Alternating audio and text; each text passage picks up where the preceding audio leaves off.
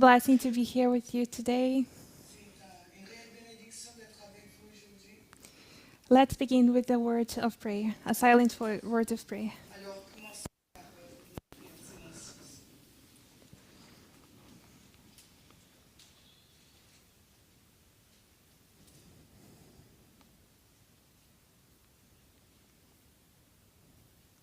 Amen.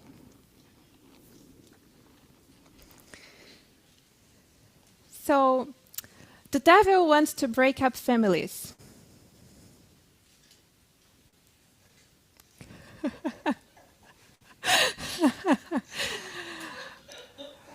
Amen.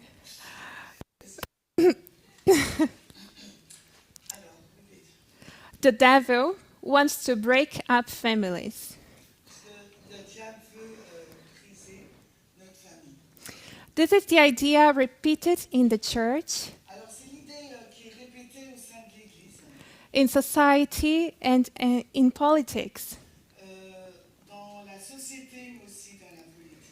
With these presentations, I'd like to show that moving away from family can be very divine. Alors, avec ces présentations, je veux montrer que s'éloigner de la famille peut être divin. I choose to present this topic because I had seen people dealing with difficult situations within their family relationships. Alors, j'ai choisi ce sujet parce que j'ai vu que des personnes pouvaient faire face à des situations difficiles dans leurs relations familiales. A suffering that dragged on for months and years without a solution. Alors, une souffrance qui s'est prolongée pendant des mois et des années sans une solution. Many in the movement in the last years realized how Many in the movement in the last years, Alors, plusieurs au sein du mouvement durant les dernières années they realized how important self-knowledge is. ont réalisé à quel point était important la connaissance de And, soi. and they resorted to therapy with psychologists.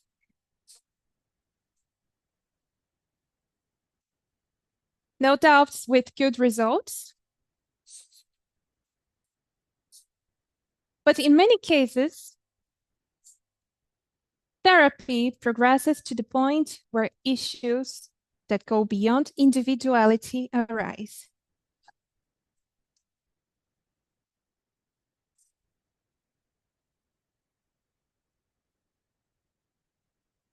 Okay. An article entitled "Not Everyone Needs Therapy"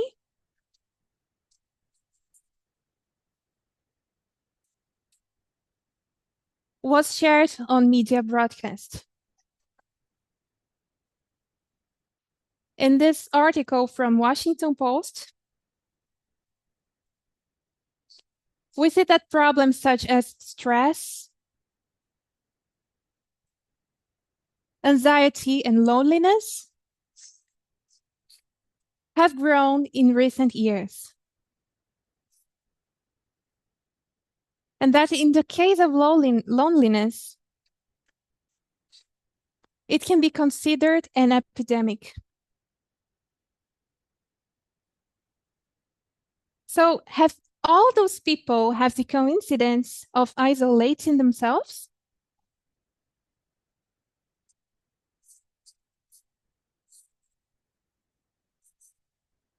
Or is there the impact of an external factor?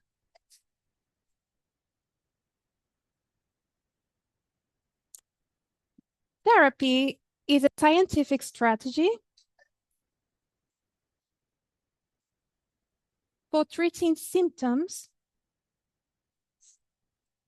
that cause significant problems in someone's daily functionality.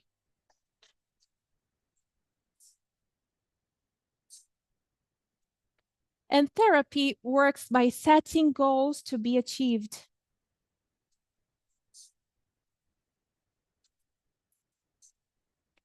This article I just mentioned states that some isolated symptoms don't always require therapy. and that other sources can be used to alleviate those problems. For example, books, self-help books, meditation apps, mindfulness podcasts, and etc. What I want to show is that in relation to family relationships, there are also issues that have to do not only with individual experience,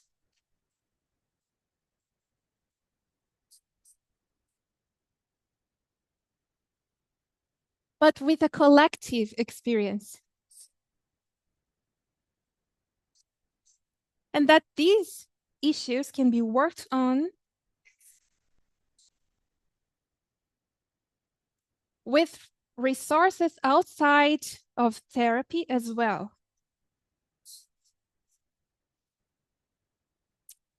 I want to make clear that I'm not a psychologist.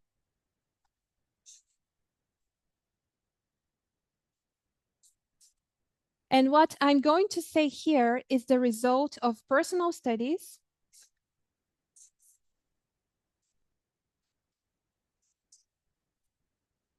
I've been studying this over the past few years. And I studied literature for lay people.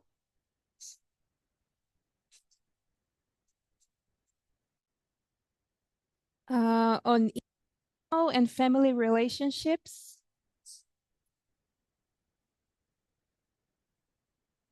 On trauma and mental health. Okay. So there are likely to be tensions in your family. Those tensions in your family are arising also because of the eternal gospel. The famous eternal gospel, which brings division. In Matthew 10:34 to 37, Jesus' words are recorded.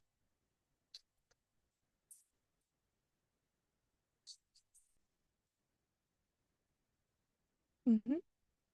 Do not suppose that I have come to bring peace to the earth. I will read everything and then the translators, okay? Do not suppose that I have come to bring peace to the earth. I did not come to bring peace, but a sword. For I have come to turn a man against his father, a daughter against her mother, a daughter-in-law against her mother-in-law. A man's enemies will be the members of his own household. Anyone who loves their father or mother more than me is not worthy of me. Anyone who loves their son or daughter more than me is not worthy of me.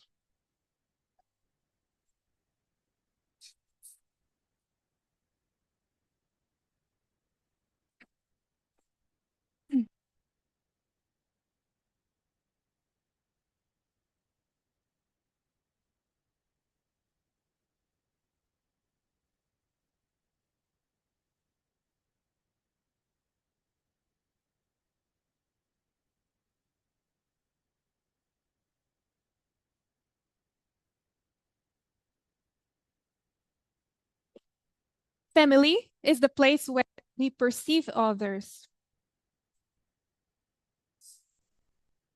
That's the place where we learn to deal with differences.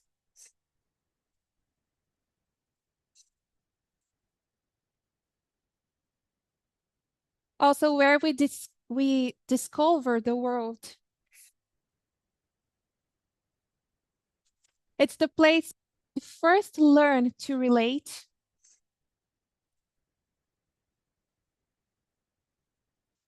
to others and to ourselves. And we are social beings. Our brain is a social organ. And to develop, we need investment and affection from other people.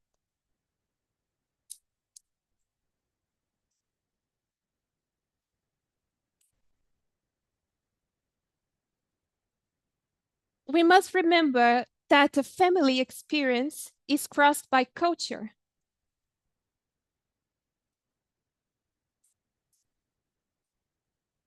by our society. And this culture brings with it the narrative of how the family should function.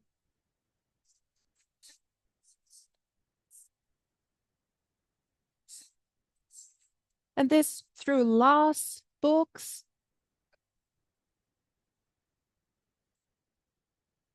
through religious dogma, movies, soap operas, music, and traditions. And these ideas have to do with the way we educate, the way we relate to each other, and the roles of each family member. And we know that in the society we live in, there is hierarchy. Men have more power than women. White people have more power than people of color.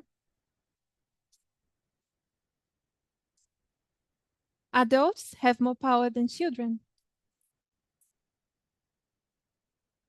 Heterosexuals have more power than homosexuals.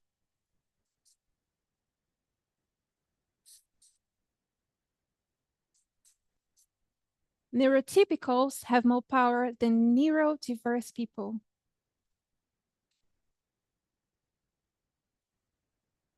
Rich people have more power than poor people. And if we don't think about family relationships in a conscious way,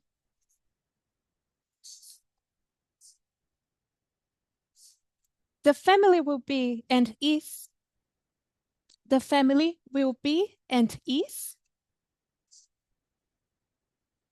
a very effective mechanism of maintaining the system of inequality.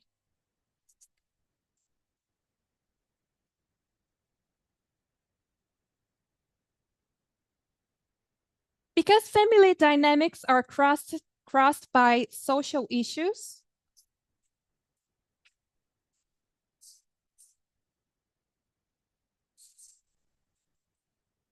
and by historical issues, our collective tendency is to keep quiet.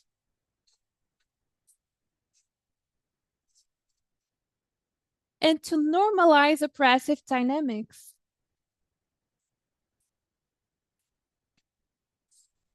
Dynamics of men towards women and of adults toward children. There are some groups with more social permission to do harm.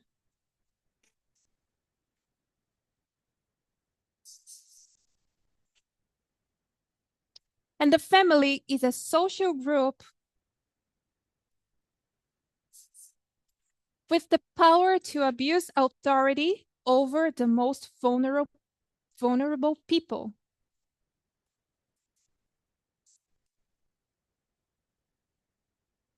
While they call it love, care, and education. So there are many invalidating environments.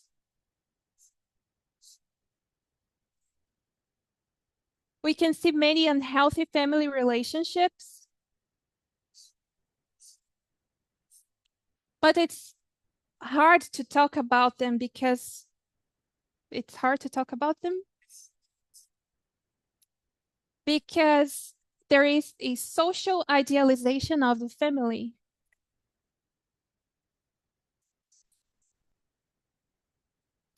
The idea of a perfect family.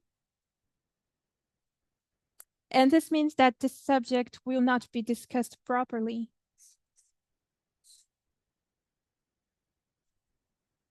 Mhm. When we talk about our family, people ask about our family. We want to have something good to share. And socially, it's not polite to talk about family problems.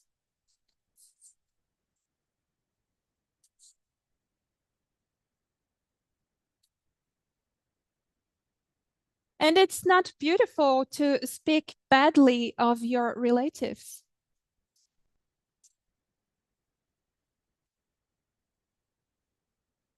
So that's why often when people experience invalidation,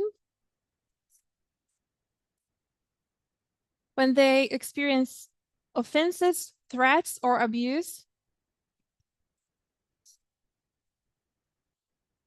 when they have neglect in the family, they end up thinking that this is only their problem.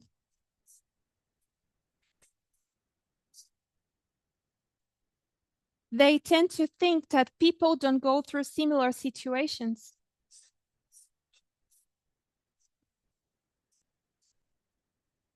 They then find a way of turning a blind eye to these events. And this way, they, they can maintain an idealization of their family. They can uphold this model of a perfect family.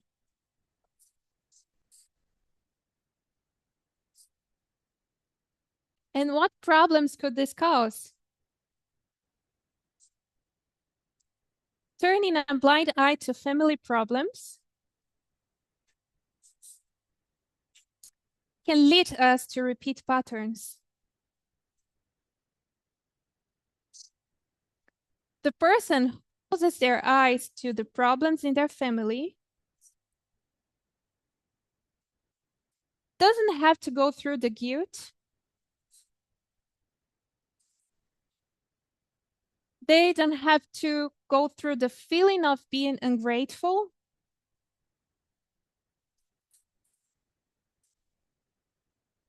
Don't have to process everything that has happened.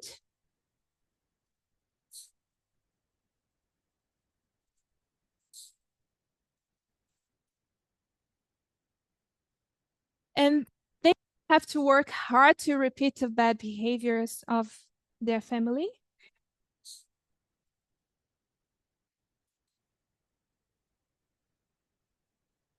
But they can still suffer and cause suffering to others.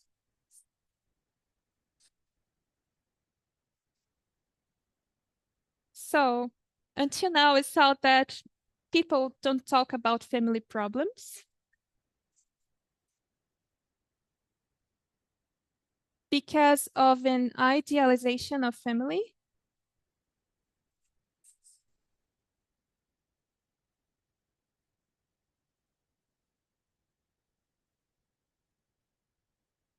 Because it's not polite to talk badly about your family. Because family is crossed by culture and history.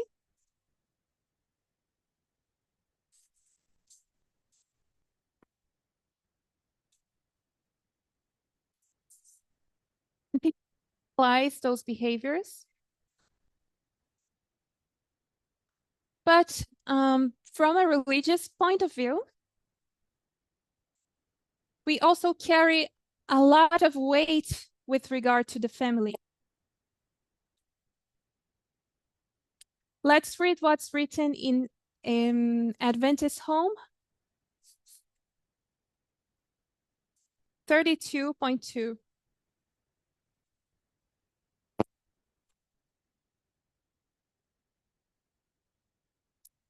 The great power of Christianity that can be presented to the world is a well-ordered, well-disciplined family.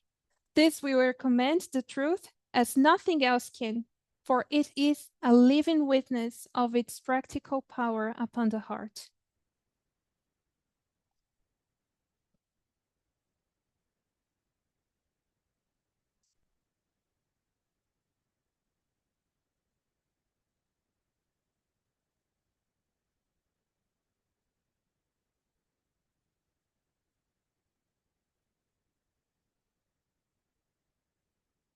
So we don't talk badly about families because families are the greatest evidence of the power of Christianity. The quote, the greatest evidence of the,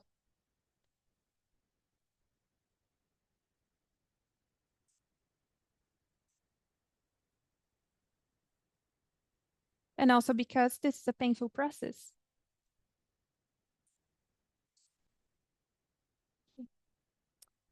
So we finished the introduction of this study. uh, so I'm going to give them try to show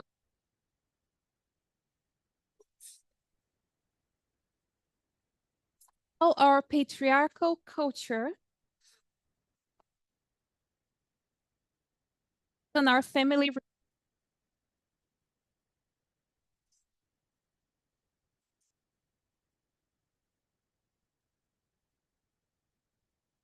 address everything. The first example is because the responsibility for care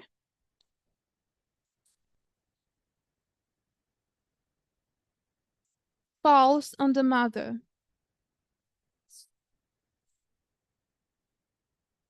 Being a mother can be a blessing, but women over ages have been pushed into it. They didn't have the chance to question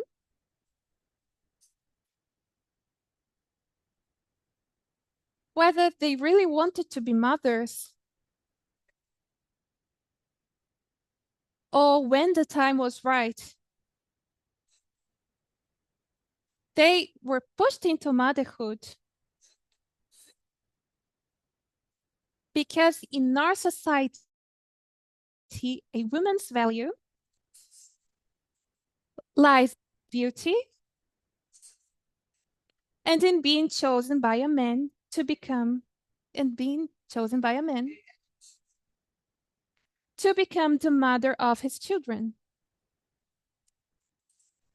This is a term also called compulsory heterosexuality.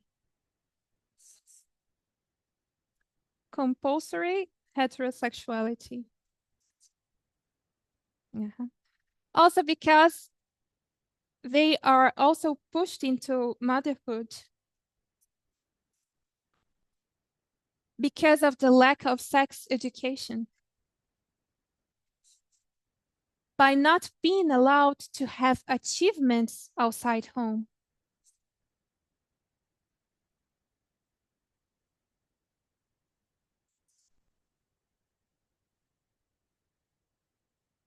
Because those are areas reserved for men. Many girls are forced to leave home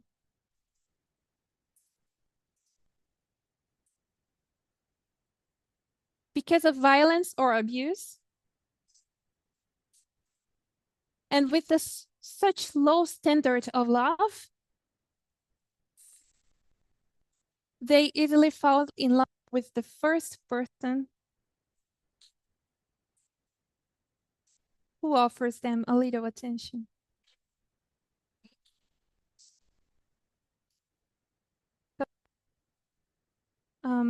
The idea, another problem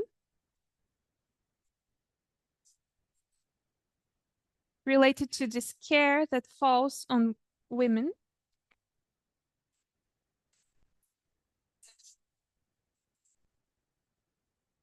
Is that society has this idea that no one would look after a child as well as their own mother.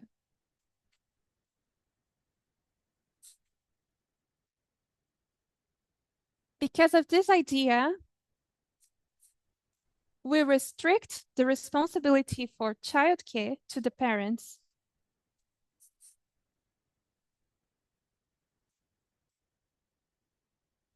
More specifically to the mother.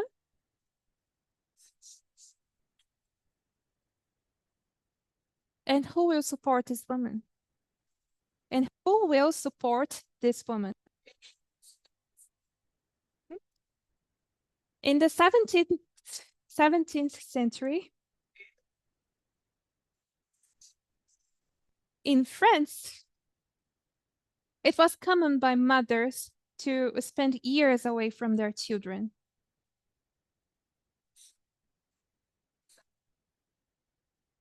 And those children were looked after by nannies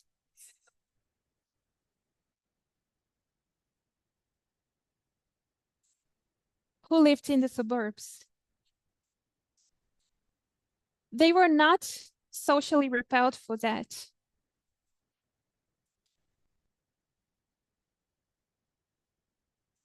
They were rich, it was elegant.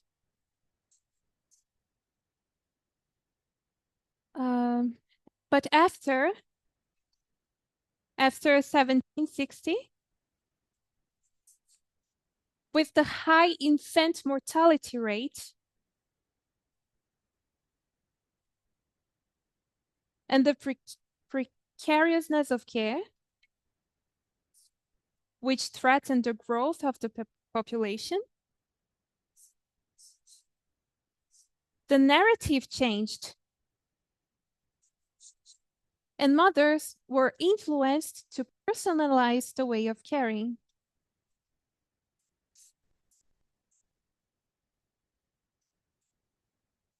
And today, we romanticize the role of the mother.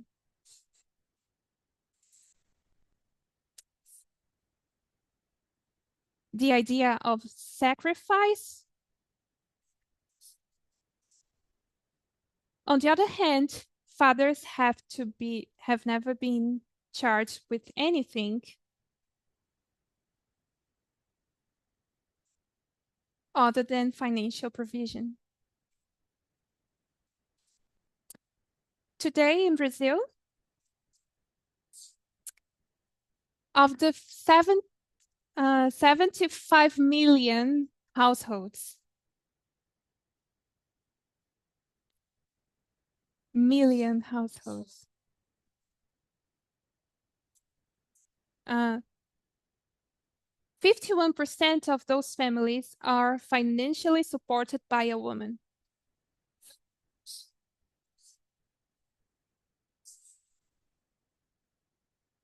But beyond that, they also have to look after the home. Women in Brazil spend 21 hours looking after home a week.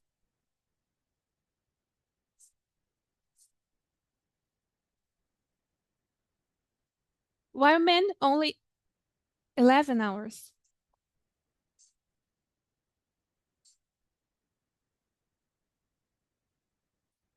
So they have another work shift when they get home.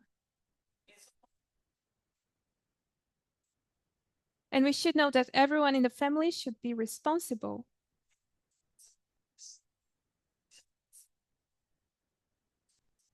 for looking after life. The house, the children, the sick people, the food.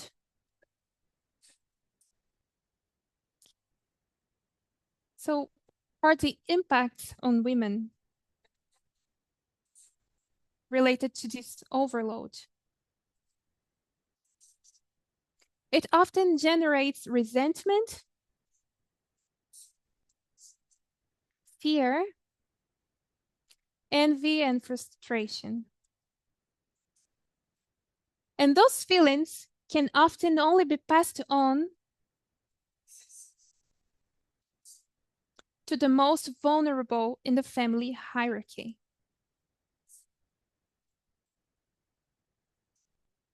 Women can't raise their voices with their husbands, but they can do it with their children, especially the daughters,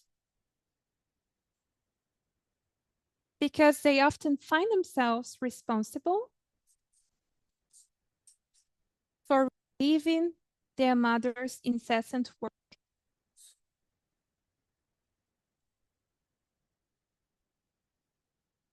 So women tend to raise their voices with the only person in the house that will help them.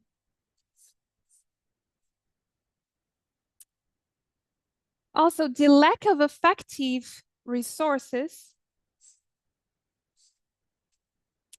and companionship in the marriage means that the greatest source of pleasure in life is her children, placing high expectations on them and becoming frustrated or resentful when they seek something beyond the family home. So faced with this uneasiness of being excluded,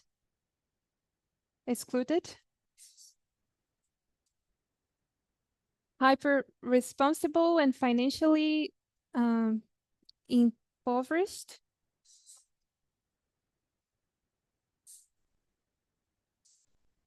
we have this social reinforcement of calling them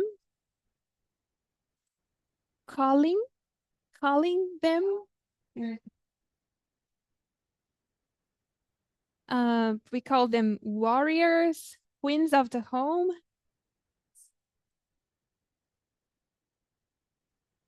Good women, holy mothers. They were told that in marriage they would be protected,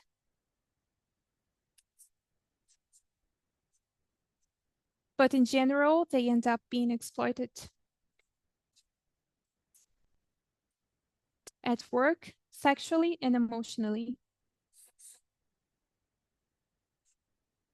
So we've seen many problems here. Yes.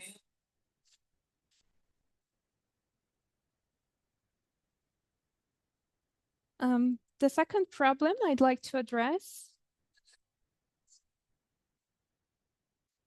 is forced eternal gratitude.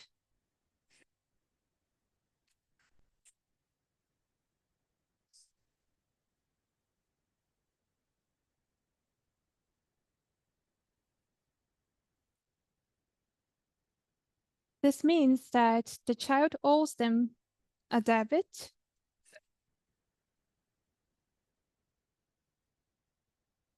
because they have invested time and money in them. And this forced gratitude comes especially from the mother.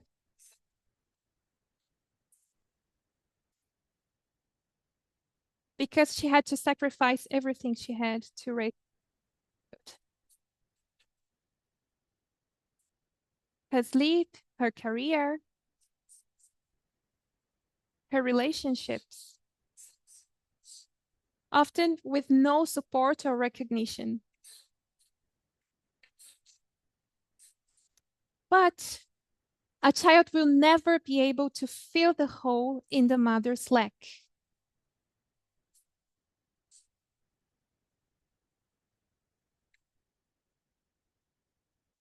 This lack of social neglect, the lack of losses in career,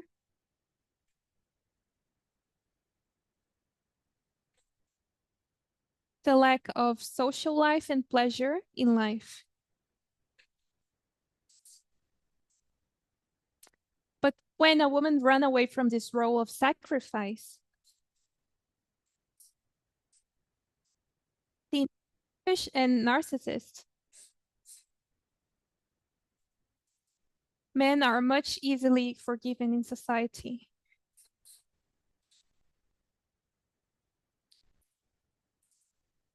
We have to remember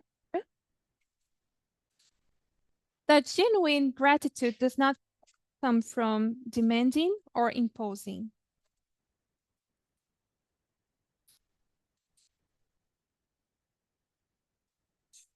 Love is generous. It's in practice, in decision, and in curiosity, in construction. And gratitude comes from the quality of the relationship built.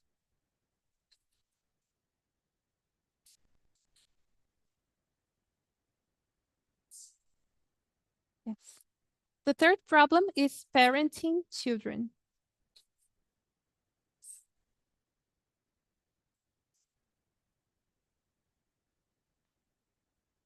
There are no mature children.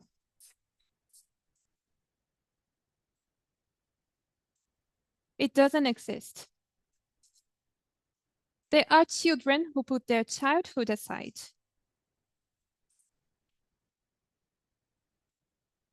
To make life easier for their parents.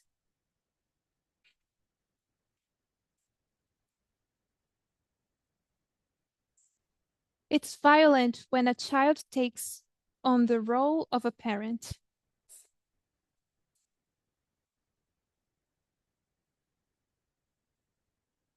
So I will give two examples for you where the collective issues can cause something like this.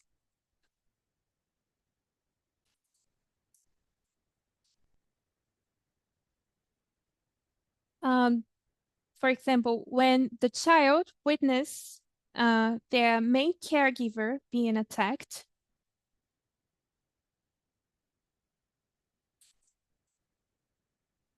and not being able to defend themselves. We can easily think of women who are assaulted. Their children have to take a stand to compensate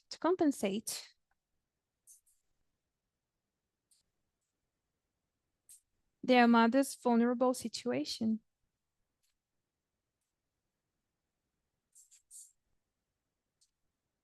Another example is when they have to see their younger siblings helpless.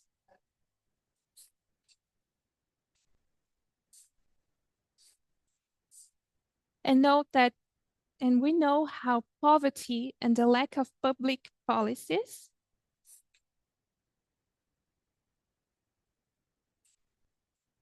that people are subjected to,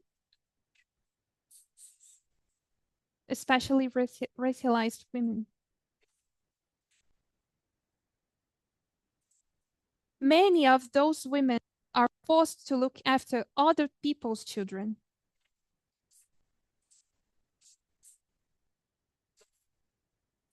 So when we add this to the disappearance of these children's male parents,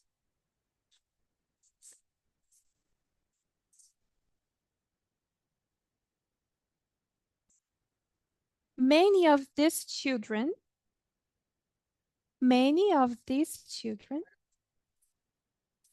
will find themselves in a situation of parentalization, taking responsibility for their siblings. And the impact they have will also be similar to those who have a parentalization mechanism due to because they, for example, have to listen to their parents' problems all the time.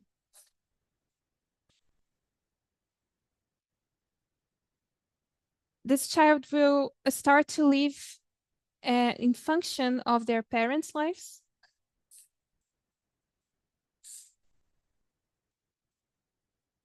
And their physiological development will be disrupted.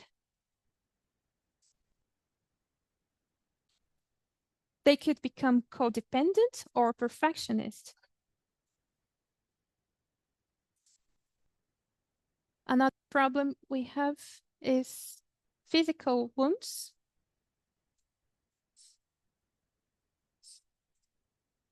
We know that it's still very socially accepted. But this is a form of control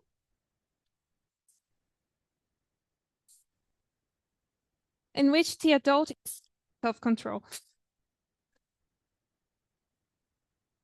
And children can have many consequences. For example, self-hatred, because it's their parents to be angry. Or they could also learn that things they have to use aggression.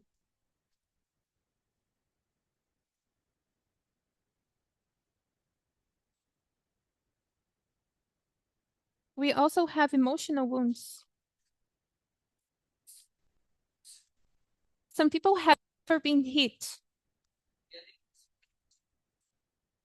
but they have been deeply hurt by words,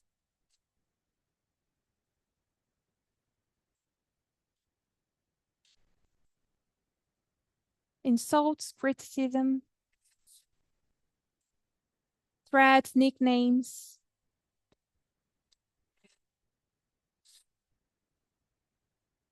Threats and emotional blackmail.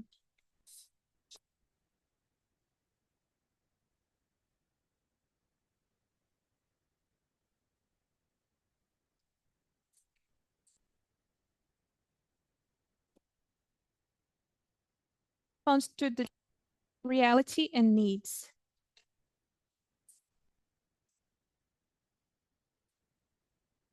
Its purpose is to teach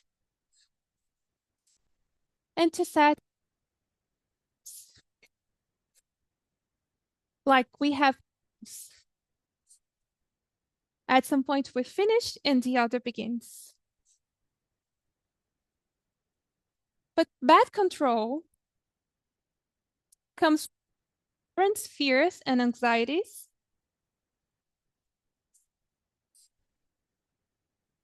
usually based on the need to maintain a reputation or the desire to fulfill their own desires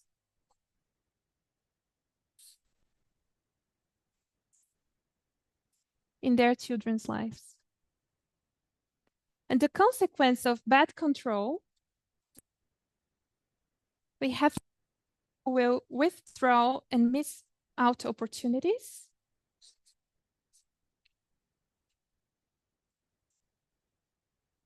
Because they won't want to submit at all.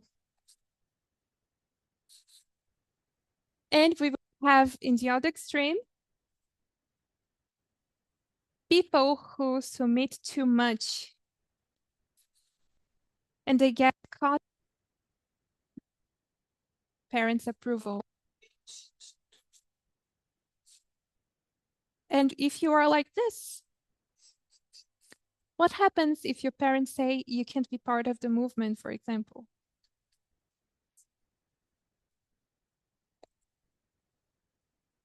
Is education for invulnerability.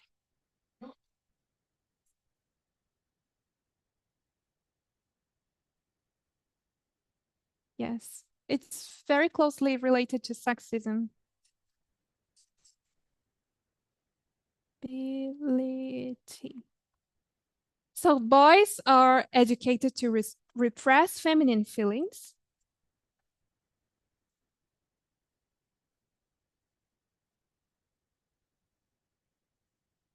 This would be sadness and fear. And girls will have to repress anger.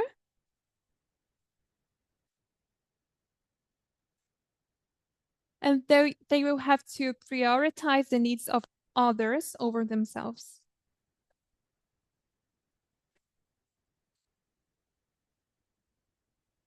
I also chose to mention the use of alcohol and drugs because they are an appraiser. They could be used as a relief.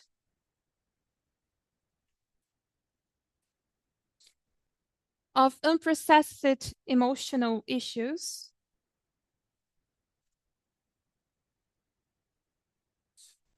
Especially for men. They are socialized not to show vulnerability.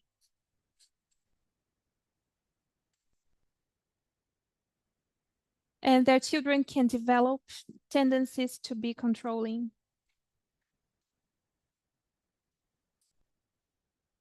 I chose not to speak about sexual abuse.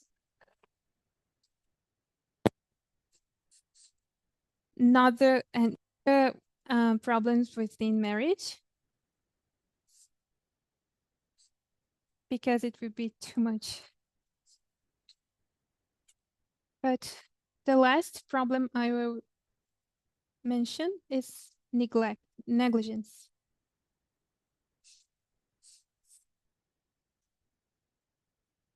To understand negligence,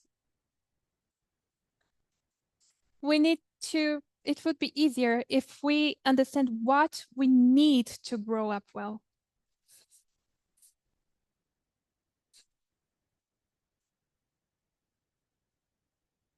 So, first of all, we need physical care. Physical care. Yes, to grow well, we have to have a place to sleep,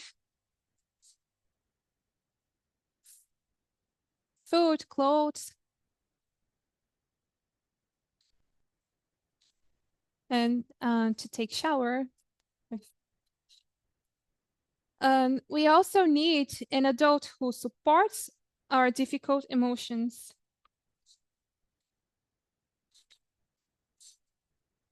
We need somebody who will survive when we are aggressive.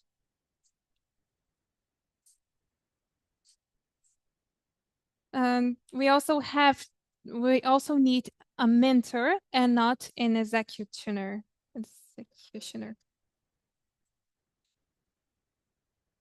Executioner, like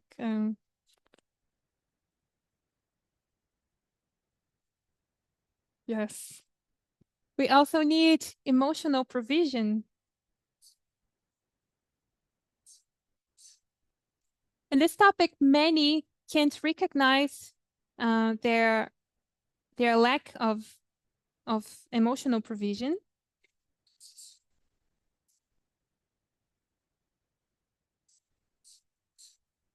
Because in the planet where we live, people have to fight for the basics of survival.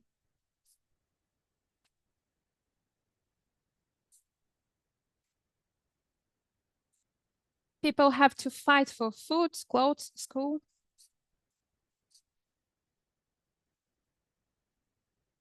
And also a roof over their heads. So they feel very grateful for having this material provision. But we are beings of affection, of relationships.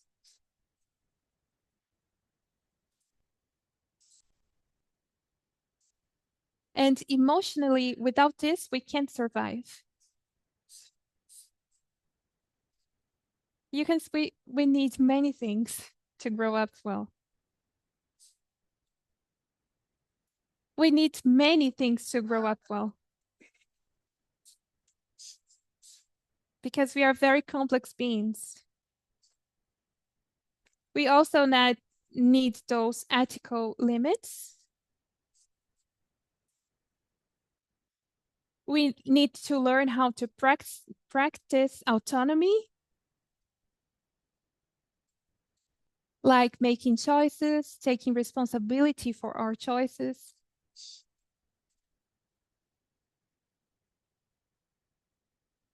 And we also need to have to practice vulnerability, experiencing disappointment and frustration,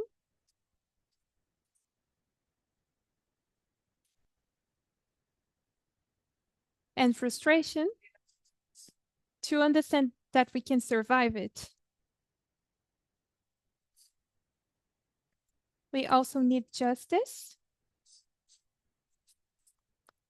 This means that there's no too much of difference in the way you treat different children.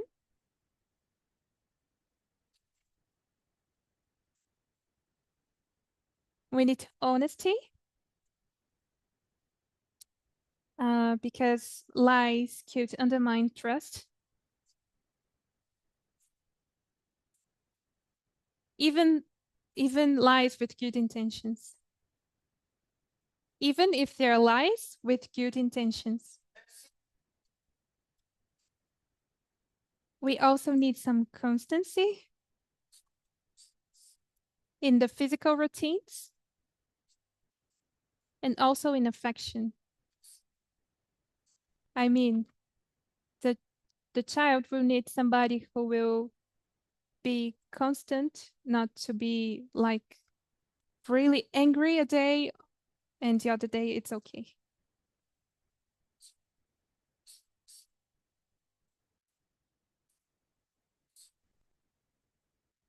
So as we see, we need many things. So it's natural that the family won't be able to provide everything.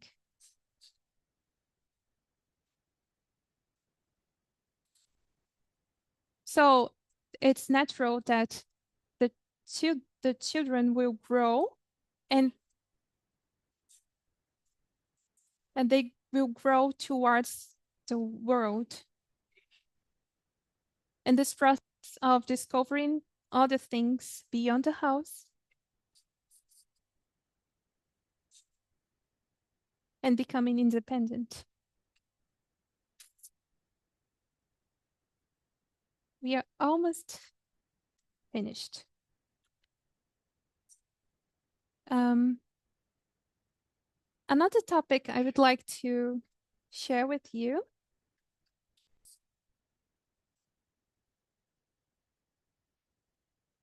is about pathologizing behaviors.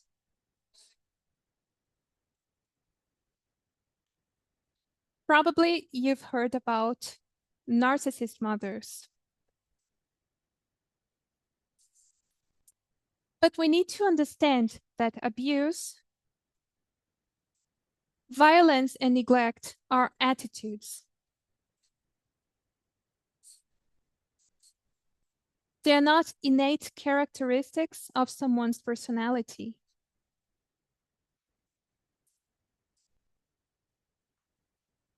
A person can be kind and gentle with us,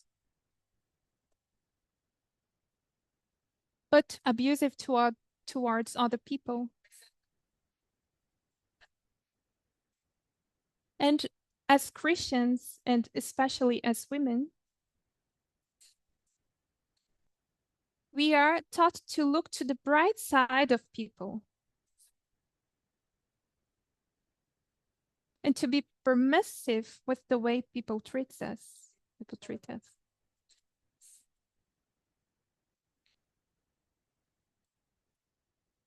So it can be hard to name bad attitudes. Sometimes it's hard to admit that evil exists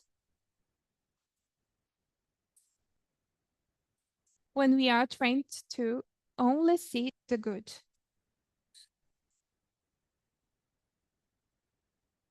It's also hard to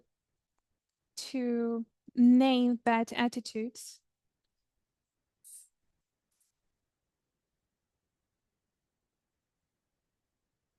It's also hard to to name bad attitudes.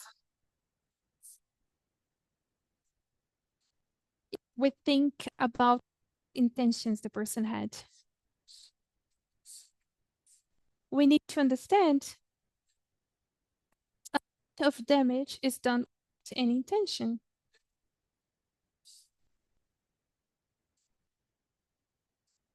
People are very complex. During the Nuremberg trials,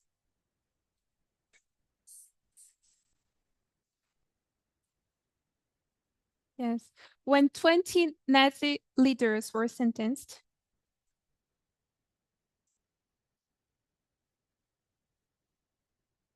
they were they had they were submitted to psychological analysis.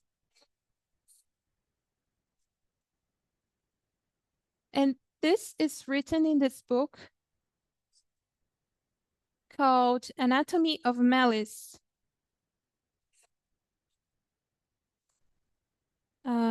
By Joel Dimsdale. Yes. The psychiatrist that analyzed them, he would say that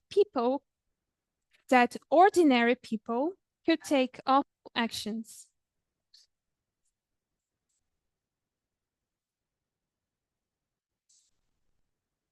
This means you don't have to be a sociopath to do harm to people. His opinion wasn't very popular at the time.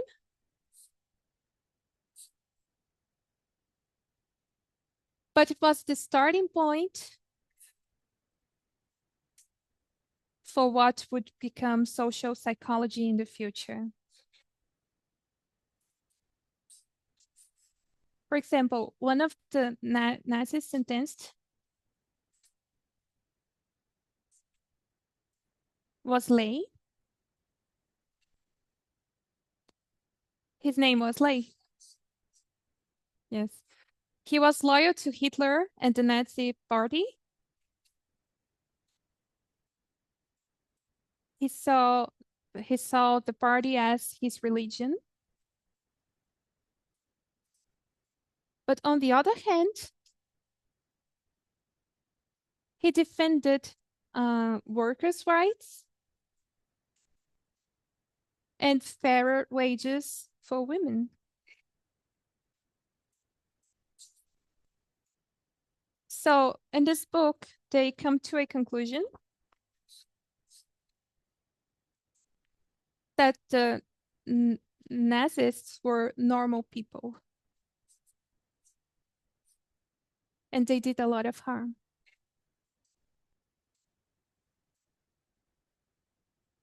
So is your mom a narcissist? Is your relative a narcissist? Probably they are not. If you are a woman, the only anger you allow yourself to have is towards yourself and towards other women. This means that a lot of mothers' anger falls on their daughters. This is why we hear a lot about narcissistic mothers. And we see many books on the topic. But this term, narcissistic mother,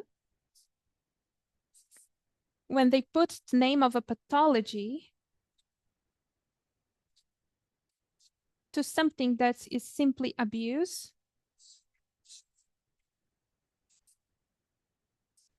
mistreatment, or neglect, perhaps if the same neglect were practiced by a father, he wouldn't be considered a narcissist.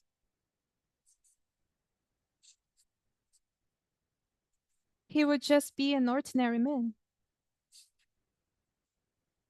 So racism, misogyny, and homophobia can also be accused badly of narcissism.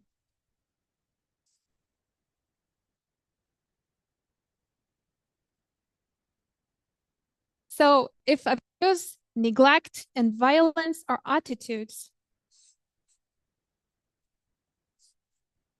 what is love? And what is a good family? There is no such a thing as a perfect family, but we can be healthier families. There will always be mistakes. A healthy family does not guarantee children without trauma or suffering.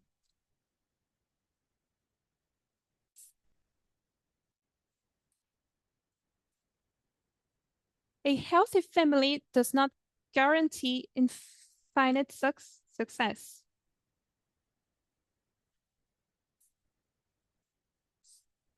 But a healthy family creates a place for its most vulnerable members can return. Physically or emotionally. If they need, they will feel safe to come back. The most pleasant human connections are based on love. And not obligation, not guilt, not duty or dependence. They have to do with the desire to be close, to know, to share, to support, to care, to exchange. So, in this first presentation, we discussed how family is influenced by society,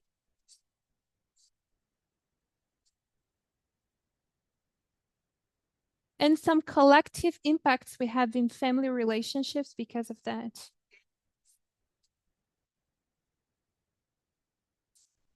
We saw how people struggle to admit problems within their families.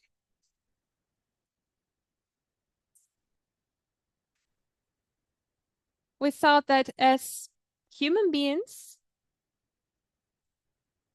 we need many things to exist with emotional dignity.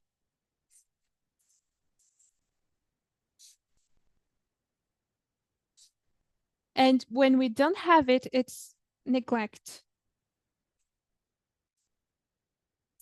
We also could mention that abuse, neglect, and violence are attitudes. And those attitudes are not only practiced by mentally unhealthy people.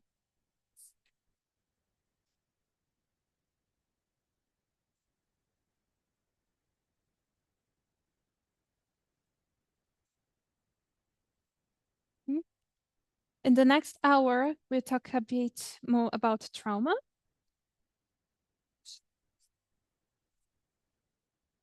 The use of family as a political weapon. And how to cut the emotional umbilical cord. We will also address what is forgiveness and reconciliation. Let's pray.